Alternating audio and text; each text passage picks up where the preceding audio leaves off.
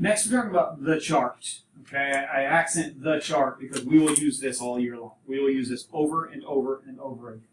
All right, the chart is going to give you some very important trig function values. Let's start with sine theta and cosine theta.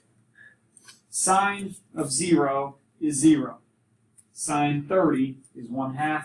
Sine 45 is square root of 2 over 2. Sine 60 square root of 3 over 2. And sine 90 is 1. We could have gotten those from those special triangles that we did a minute ago. There was a 30, 60, 90, and there was a 45, 45, 90. So we could have gotten any of those values from those special triangles.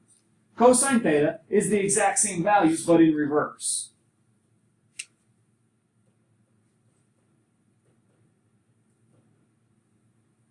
Those are very, very important. Okay, I would recommend you memorize those. The other 4 trig functions we don't really need to memorize because everything just kind of plays off of sine and cosine. But those are really important. I've got a poster of that on my wall, so we could refer back to that all the time. Now, we know tangent theta is sine over cosine. Okay, that's one of the identities. Tangent theta equals sine theta over cosine theta. So basically, if you divide those,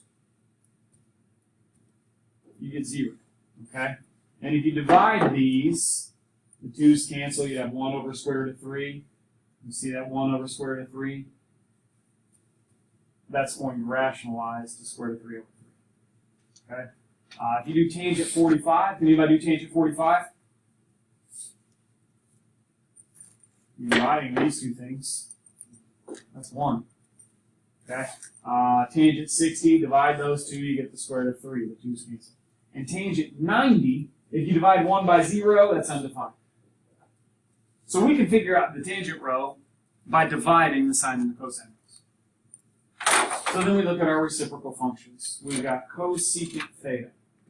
Remember, cosecant is the reciprocal of sine. So just take the reciprocals of the sine row. Reciprocal of 0 is undefined. Reciprocal of 1/2 is 2. Reciprocal of square root of 2 over 2 turns into the square root of 2.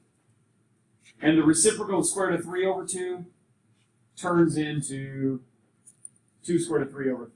That is after rationalization. You flip it and then you rationalize. That's what you get. And then the reciprocal of 1 is 1.